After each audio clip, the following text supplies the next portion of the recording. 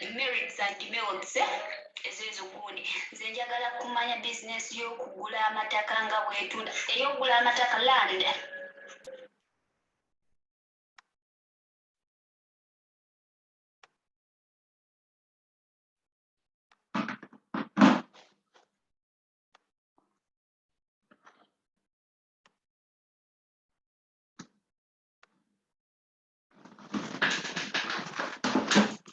Good afternoon.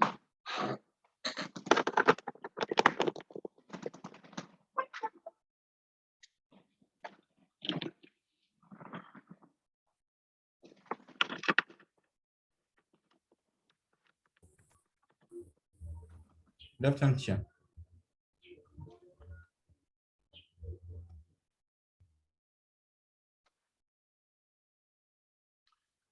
Where did we stop in modern physics?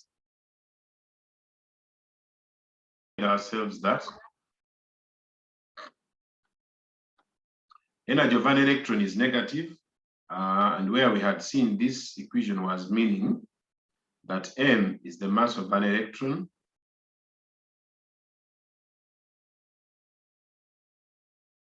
E is the electronic charge,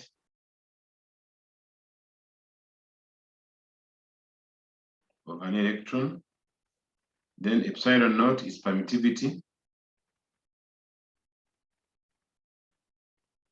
of free space, H is Planck's constant,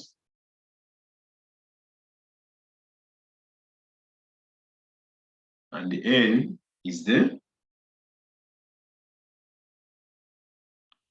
integral number or integral multiple, describing the different orbits or the different energy levels. Now it is from here that they can talk about what we call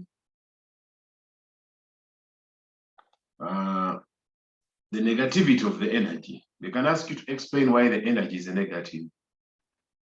Okay. Now the energy is a negative because the electrons are bound to the nucleus of an atom. Now if one wants to remove the electrons from the nucleus of an atom, you have to do work against the electrostatic force of attraction between that nucleus and the atom. Reason being, this is the nucleus. It is positively charged.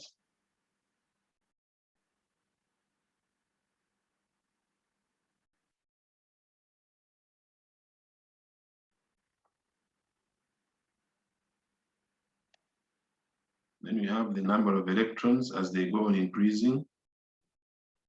Because we saw that the number of electrons are defined in the order like that. In the first orbit, where n is 1, this is the first energy level.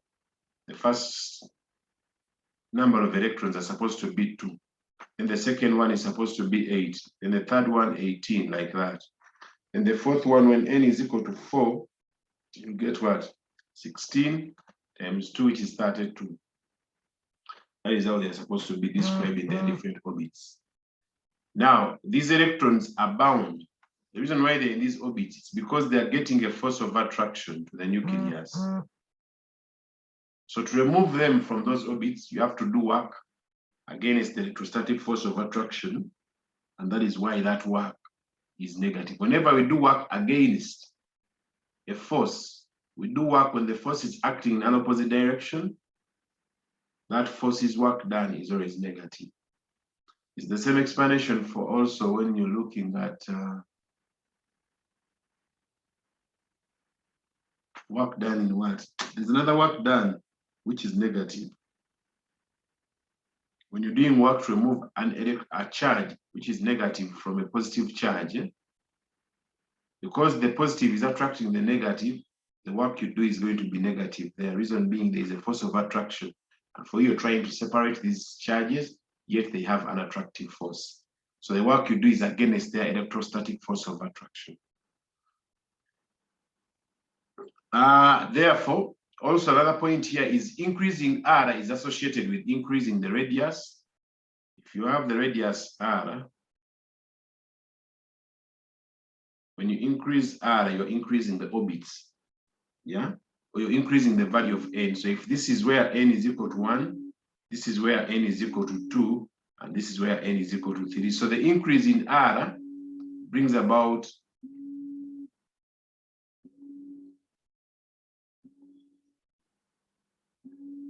okay, someone though has said, but teacher, we had finished all this. So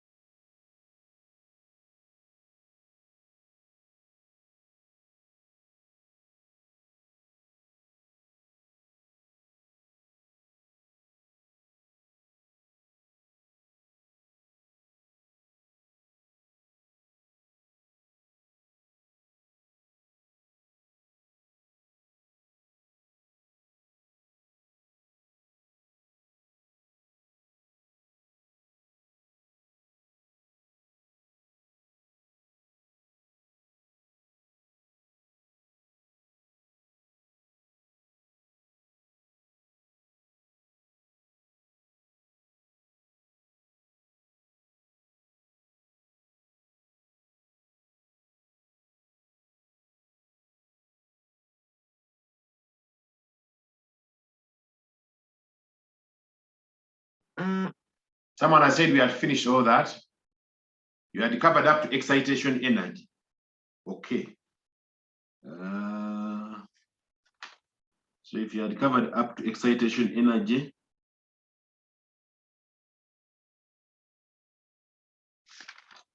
so we had not looked at examples in details.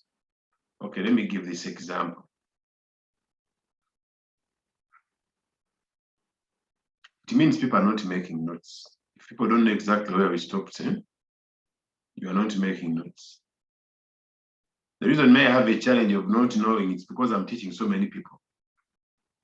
Different people, different schools. Did I give this example with the diagram? For example, the diagram starts like this. Then I follow it with other lines. Did I give such an example? Yes, Yes, sir. we did it. Okay. That one.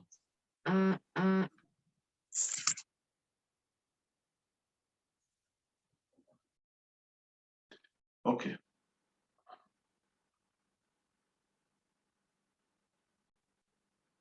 Note. Did we note this? That if the energy absorbed by the atom is more than that of the ionization energy, if the energy absorbed by the atom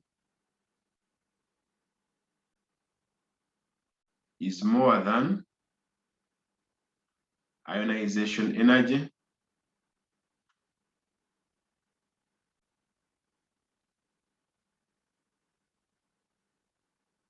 then the rest appears as kinetic energy of the electrons.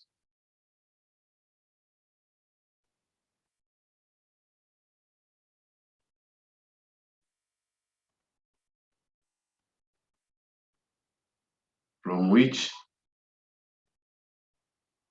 its velocity can be detected.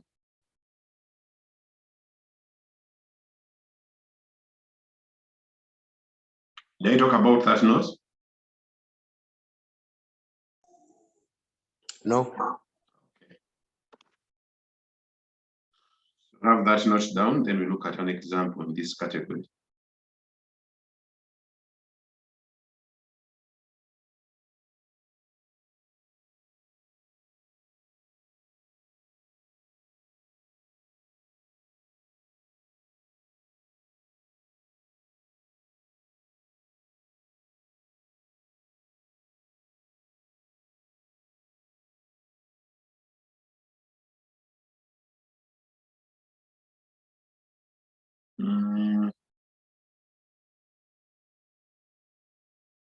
already sent it here.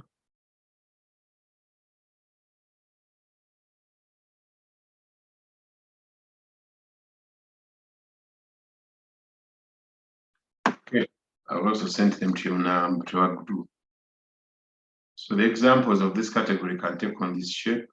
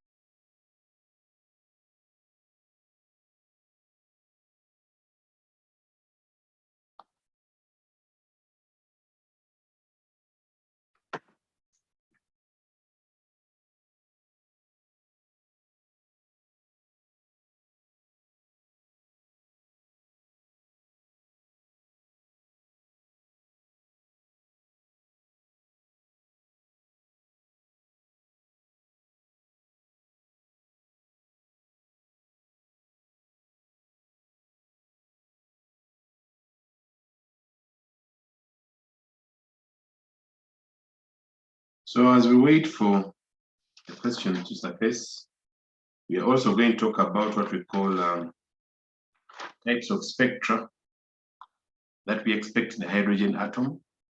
And this is how the spectra bands will look like. This one is what we call the continuous spectrum, as we shall see. These ones are what we call the line emission spectrums, and line emission spectrum and line absorption spectra.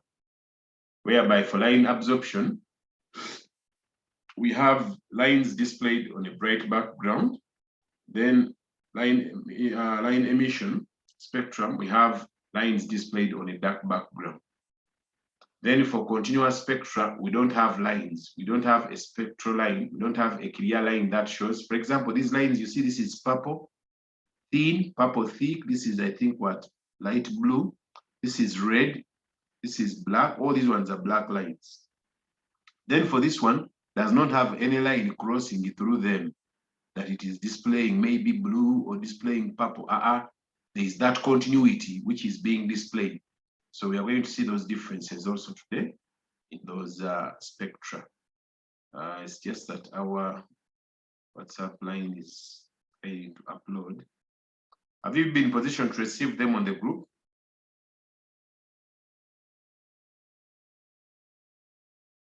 Because I would rather go direct to the question. Okay, they are here.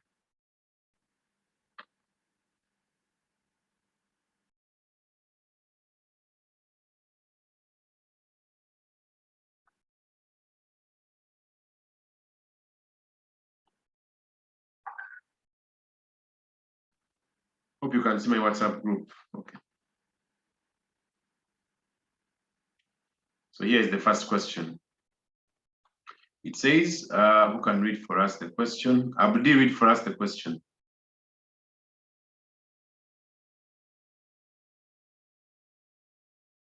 Abdi? An electron of energy 20 eV collides with a hydrogen atom in its ground state.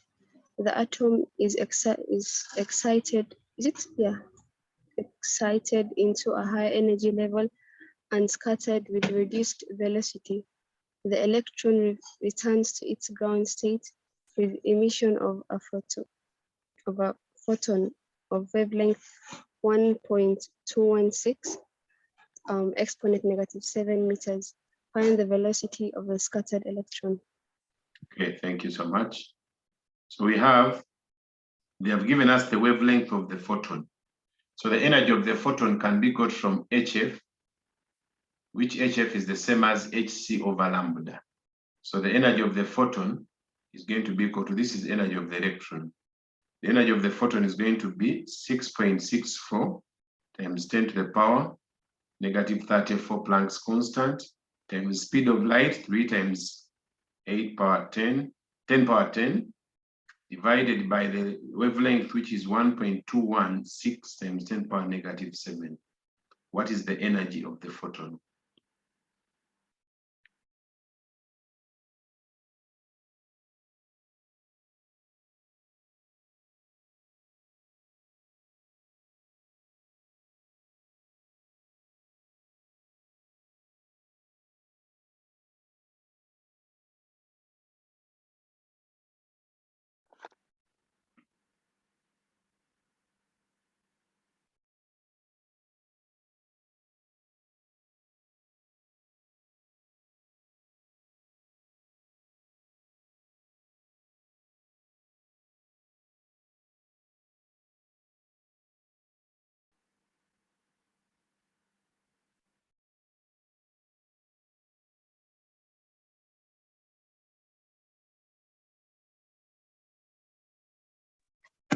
(1.638 exponent -18). Times 10 power -18 joules.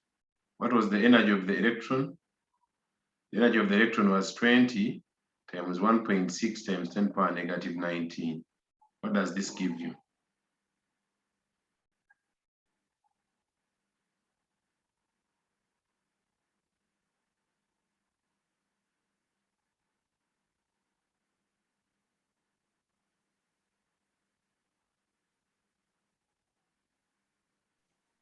(3.2 exponent -18).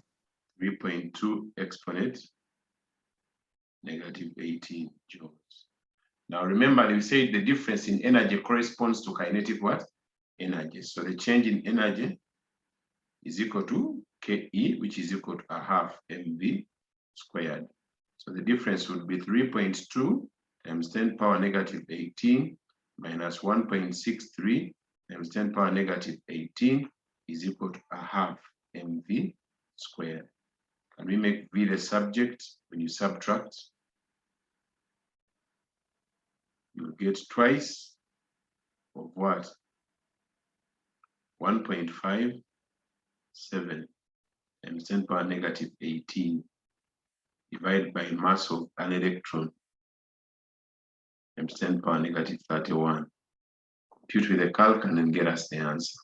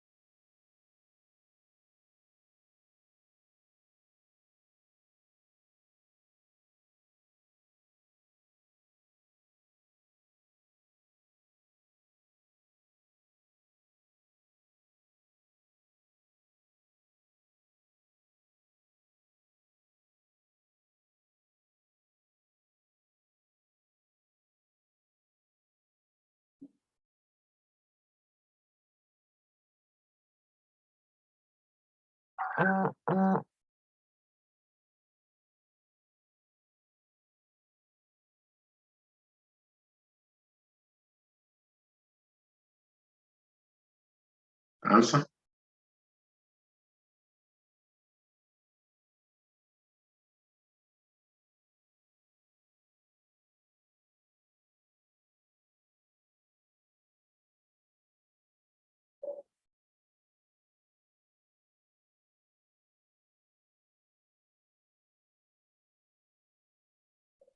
One million 856,545. Well, that is 1 point. 86 exponent negative. Positive. It is impossible to be negative. Sorry. Positive 7, eh? Or 6. Positive 6. Yes. Because you said 1 million. Yeah. The velocity ranges within this range of 5, power 7, power 6, at worst maybe power 8. Then the wavelength also ranges between negative 5, 6, 7, 8. So those are the, well, whatever has a positive here is the velocity, but most of other items have power negative. In terms of energy, in terms of wavelength, yeah. So you have to be very mindful about that. Okay, someone has a chart. So does it say the answer? Screenshot that before I press next. Because I have to do one other number before I got spectral lines.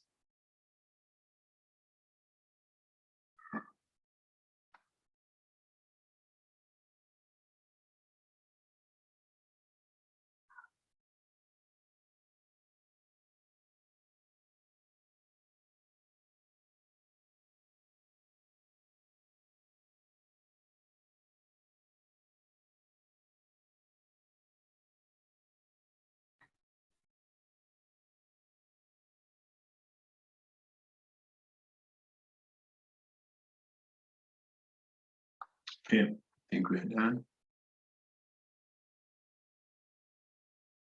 So here is another number.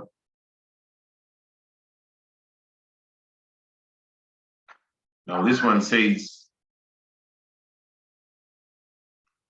if the heat energy absorbed by a hydrogen atom is 15 eV, calculate the velocity of the electron, given that the ionization energy of hydrogen is 13.6. Now, the energy absorbed is 15 eV. The energy, which is ionization energy, is 13.6. So the excess of the ionization energy, this is 15 eV minus 13.6 eV.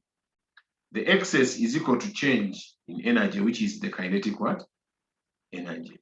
So we shall get 1.4 eV is equal to a half mv squared.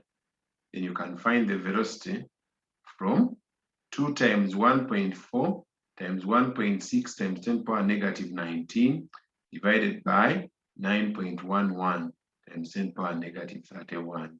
All this under the square root.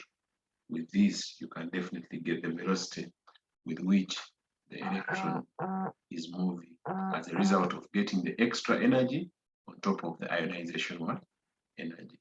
And we had seen that the extra energy on top of the ionization energy is taken as the velocity with which the electron moves.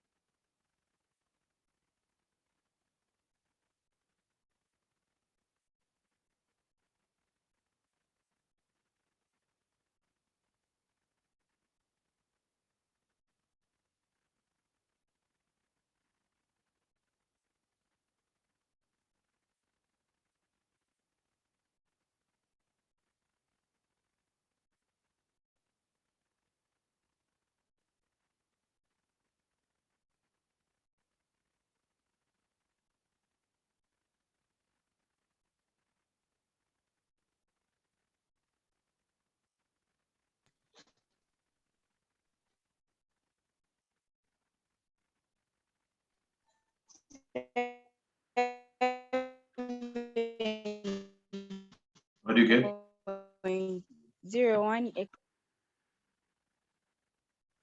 7.01 exponent meters per second. Okay. We can have that now.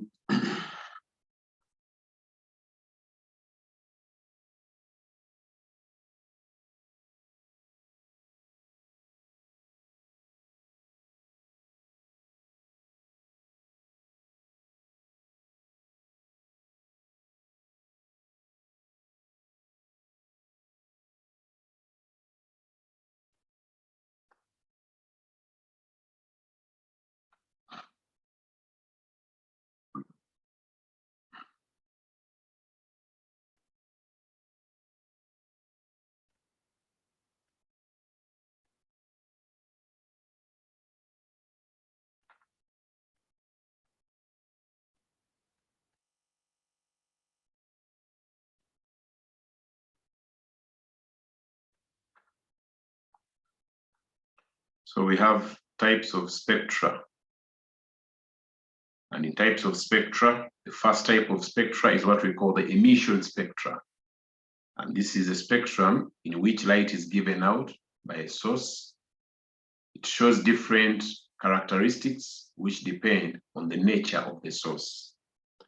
Now, just like we had spectra in X-rays, if you remember the X-ray spectrum, where we had the line absorption spectrum and line emission spectrum, and the continuous emission spectrum. If you recall in X-rays, electrons could come and strike a target, a metal target. When they strike a metal target, the electron could penetrate deep into the nucleus of the atom. Then it could knock out an electron from the inside part of the atom. And what will happen? When that electron has been knocked out, a vacancy would be left.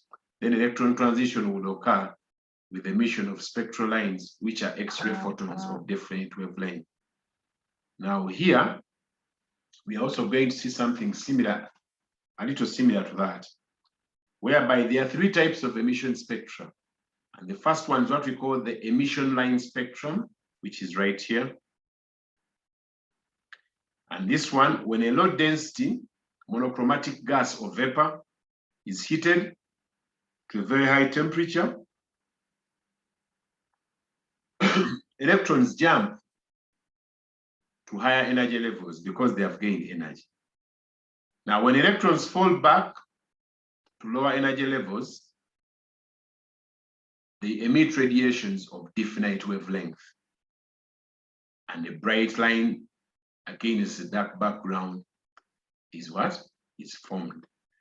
Now, if it is formed, these constitute what we call the emission line what? Spectrum. And now, since the frequency is definite, because we have seen that they produce lines of definite wavelength, when they talk about wavelength, it's the same also as talking about a frequency, because frequency is equal to C over lambda. So if the wavelength is definite, even the frequency will be what? Definite.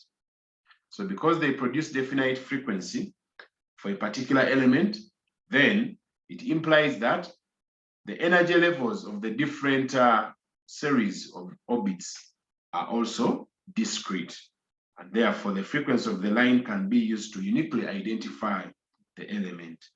With that, what does that imply? It implies that you can use that explanation to go ahead and explain why energy levels are discrete.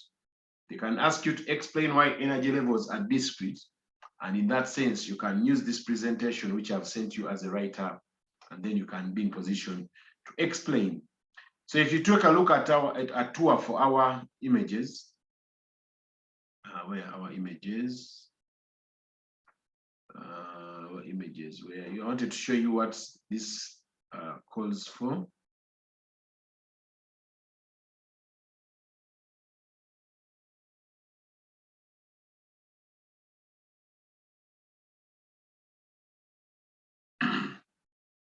So if you tour the Google search engine and you take a look at these images, this is how they look like. So we have been talking about the emission spectrum, and here is the emission spectrum. And I've told you lines are going to be produced on a dark background, and here they are. They have been produced in a dark background, and this corresponds to emission of a line spectrum. And with this, we have said the lines produced have definite wavelength and they have a definite frequency. Just like you can see, this is the scale for the wavelength. This is the scale for the wavelength. So each line is predicted somewhere. There is a definite wavelength which is being talked about. And with that, that makes the energy levels also correspond to what we say that they are discrete. Okay. Then secondly, we have what we call the emission continuous spectrum. The emission continuous spectrum. Now, this one is slightly different in a way that I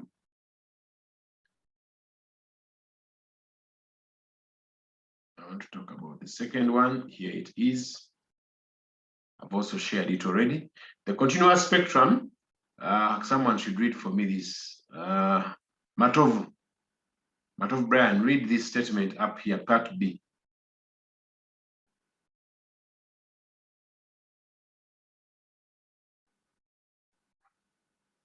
Matov, are you there?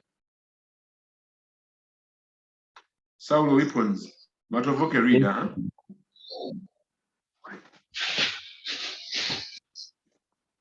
Emission continuous spectrum. Continuous spectrum is produced by hot solids and contains all wavelengths in a certain region of spectrum. The sun emits more or less a continuous spectrum, as does a piece of iron heated in a frame. This is because the atoms in the crystal of the solid are linked, and energy changes in one atom affect the other. Okay, thank you so much. Now, this emissions continuous spectrum occurs in solids. And the reason why it occurs in solids and why it behaves the way it behaves, or it comes out as the way it comes out, because in solids, the atoms are next to each other. And if these atoms are next to each other, they exchange what? Energy. So when they exchange energy, what happens is we shall emit radiation lying within a certain range of wavelength.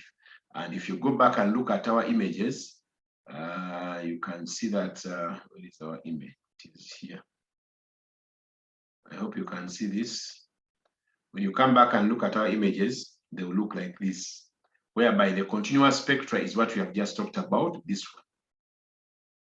It's just that all the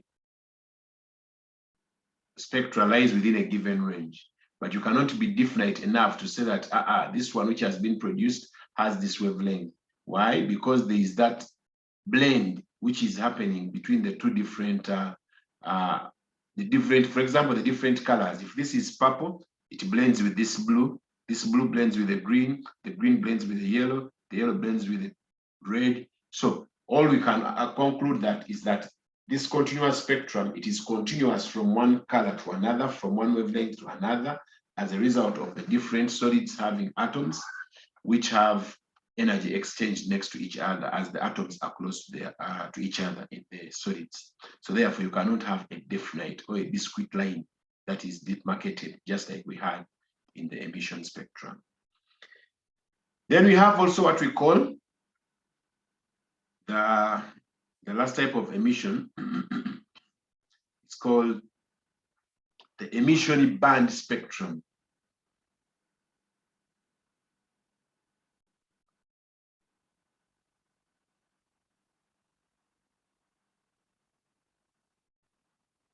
It's called the emission band spectrum. Saulo, can you read for us the emission band spectrum?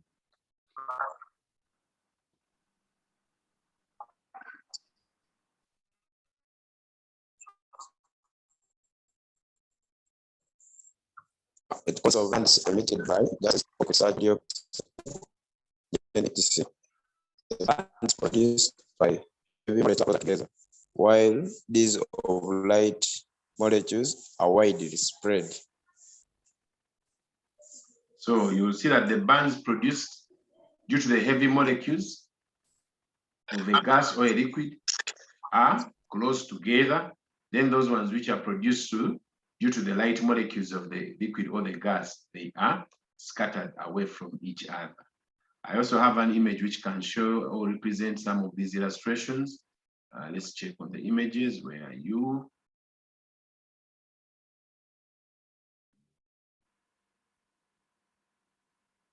Something of this sort. Yeah. So you have this for the first one. You see these ones are compacted together. Then these ones are split away. Okay. So these ones which are compacted together are for heavy what? For heavy molecules. Then these ones which are split away are for light molecules. And this can occur in a gas, or it can occur in a what? In a liquid. Okay. Then we have what we call the absorption spectra. The absorption spectra. The absorption spectra. Someone read for us the absorption spectra. Abdi, you read the absorption spectra. Brian has gone off.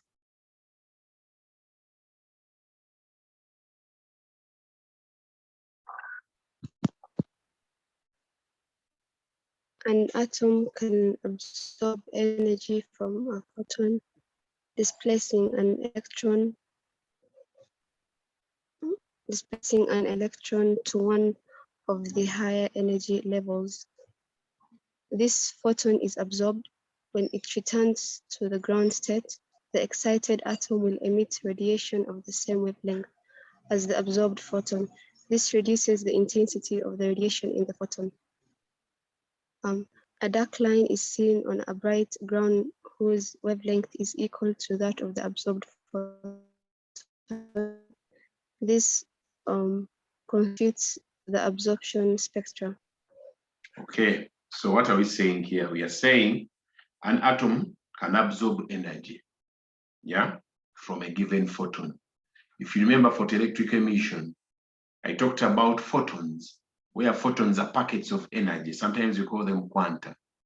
And normally they come in incident radiations, whereby we normally say a radiation is a, you can say radiations are made because we looked at intensity of a radiation, and the intensity of a radiation depends on the photons it has. So the different photons and radiation has determines the intensity of that radiation. That means the number of packets of energy a radiation has got determines the amount of intensity that radiation has. So if a photon penetrates deep into the atom and gives this electron energy, how does it give it energy? The photon either releases all its energy or gives out none, because the electron can be able to obtain the energy of the photon by taking all of it. That is why they are saying it has absorbed a photon. When we say we have absorbed a photon, it means the electron has absorbed a packet of energy. So we absorb a packet of energy, then what happens? This electron jumps and goes to a higher energy level. But if this electron falls back down in the ground state or in the given orbit which the vacancy has been left, or if another electron makes that transition, then it will emit radiation, which constitutes to an absorption what? Spectra. And with this, a dark line will be seen on a bright background, which can be taken a look at using this sketch which I showed you earlier. Okay, this one, okay, explains the same, but let me use this other one. Yeah, this image is describing. So you see this, it is talking about the hydrogen absorption spectrum. A dark line being produced on a bright what? A bright background. So in that case, we shall have seen what the absorption spectrum is all about. Okay, then from there, we can talk about the successes of Bohr. In what items did Bohr succeed in? One, Bohr succeeds in accounting for the stability of the atom. Then at 2, of course, those are some of the failures of other guys like Rutherford. Rutherford cannot account for the stability of an atom, but Bohr did. Then Bohr also gives the correct wavelength for emission and absorption spectra. Yeah, because of the different emissions that occur, the wavelength and frequency of the given spectra can be correctly predicted using Bohr's theorem. Then also, Bohr's theorem gives ionization energies of the electrons correctly. So if he gives ionization energies of the electrons correctly, then he succeeds in what? In his theorem. Otherwise, besides that, he also has some other critics who come and then criticize some of the other items that he has, like I'm going to share with you. Among the items that they criticize him, that is Bohr's failures. Among his failures includes 1, he does not provide a method for calculating the intensity. Does not provide a method for calculating the intensities of the spectral lines. So there Bohr failed as per his theorem. Then the second aspect which he failed in was the aspect of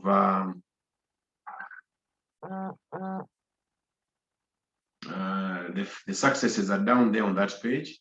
Then the failures are right here, up here, the ones we are talking about. The second one, the theory fails to explain the finite details of higher order atoms of higher electrons with many number of electrons.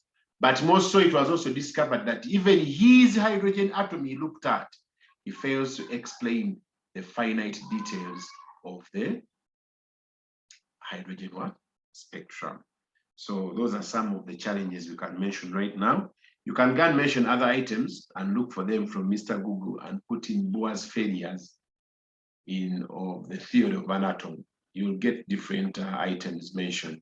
Though some of them could be merged, that's why we have very few. But others, some people might give very many, like five successes, 5 failures. Then you should know that they have oversplit them in one way or the other. So with that, you would be in position to discover or to see what actually Bohr succeeded in and what actually Bohr failed in. I wanted to ask also this question. Did we discuss Rutherford's mode of an atom?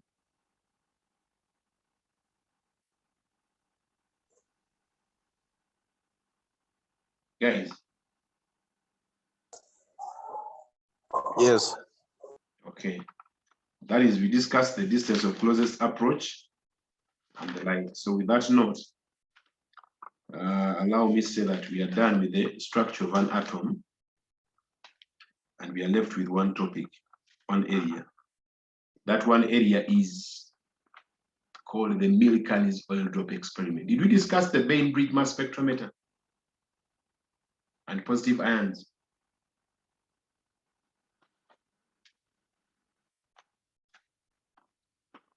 I'll also check on the internet because I should have posted them. Did you do the Bainbridge? No. Yeah. No. Okay. We shall do the Bainbridge, but after the Bainbridge, you shall have to go for then cathode rays. Cathode rays we did.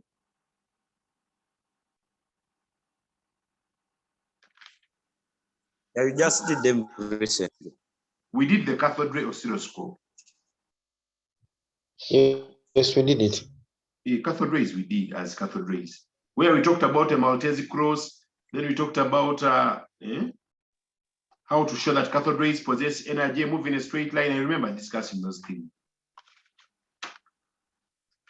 Deflection. Yeah. We are done. Then after we went for deflection, electric field, magnetic field. Yeah. Okay. But I think we never discussed the Bainbridge. Did we? I'm doubting. I've not discussed that in one of the classes, either yours or Narison's. Okay. Okay, so I'll discuss the Bain bridge. Then after Bain bridge, I'll introduce Millikan's oil drop experiment. My challenge with Millikan is one. You guys have not discussed fluid mechanics. You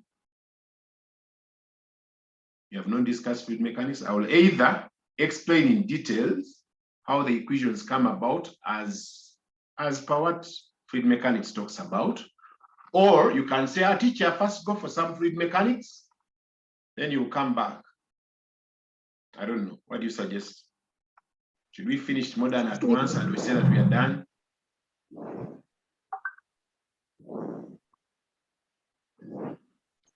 Because it would mean that now I should introduce fluid mechanics here. Yes? Yeah, let's go for some fluid mechanics. Okay. Since she's the only lady, let her take the lead. Guys, let us accept. We go for fluid mechanics. When I'm done with viscosity, immediately remind me and I come back for Millikan's oil drop experiment. Then we conclude modern physics. Okay. So with that, I can't start something new now. You can stop here for today unless someone has a question. No question? Shall start from there next time.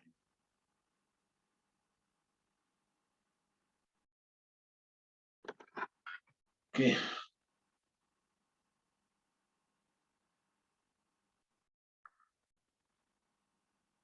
Further, you can visit my YouTube, by the way, for other details of some of these topics.